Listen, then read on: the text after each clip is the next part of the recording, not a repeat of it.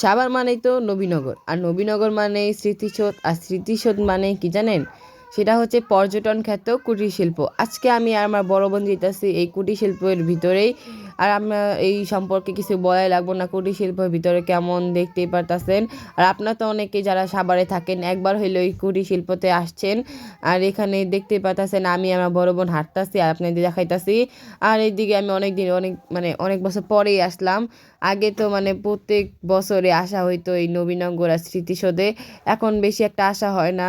এখন আমি আমার বড় বোন হচ্ছে বোরিং ফিল করতেছিলাম বাসায়, এখন আমি আমার বড় বোন হচ্ছে বাসে করে আইসা পড়ছি এই নবীনগরে। দেখতেই পারতাছেন এখন আমি হইলো কুটির শিল্পতে হাঁটতাছি।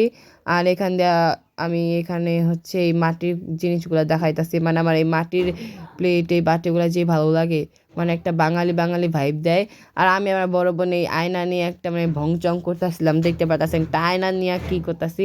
এখন আমি আমার বড় বোন হচ্ছে হাঁটতে হাঁটতে আরও প্রবেশ করতেছি আর ভিতরে। এটা হচ্ছে অনেক লম্বা একটা জায়গায়, লম্বা জায়গাটার মাঝখান দিয়ে অনেক দোকান আছে। আর এইখানে হচ্ছে বাংলাদেশের অনেক কিছু এখানে পাওয়া যায়, যেমন বেতের জিনিস, বেত দিয়ে তৈরি করা অনেক জিনিস পাওয়া যায়, বাঁশের অনেক তৈরি করা জিনিস পাওয়া যায়। আর এখানে ঘর সাজানো থেকে শুরু করে একেবারে A to Z সব কিছু পাওয়া যায়। আর এখানে সবচেয়ে বেশি অ্যামেজিং জিনিস কি জানো? এখানে হচ্ছে অনেক সুন্দর সুন্দর মাটির হচ্ছে থালা বাসন পাওয়া যায়। আমার কাছে এই মাটির থালা বাসনগুলো খুব ভালোই লাগে, কিন্তু আমরা হচ্ছে গরিব তো তাই আমরা কিনি নাই, এখন আমরা শুধু হাঁটতাছি।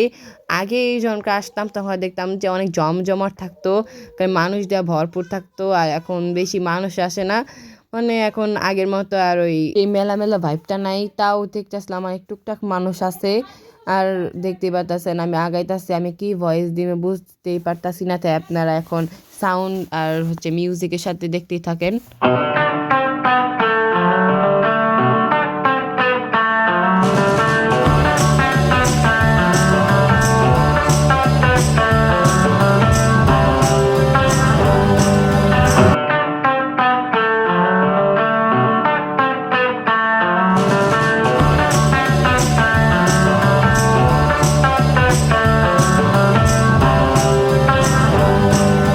আমি যাওয়ার পর আপনাদের ঘোরায় দেখাইলাম, এরপর আমার বোন কিছু জিনিসপত্র কিনছিল আর কেনাকাটা শেষ করে আমরা বাসায় এসে পড়ছিলাম। এই পর্যন্ত ছিলাম আমার ভিডিওটি। Tata, bye bye.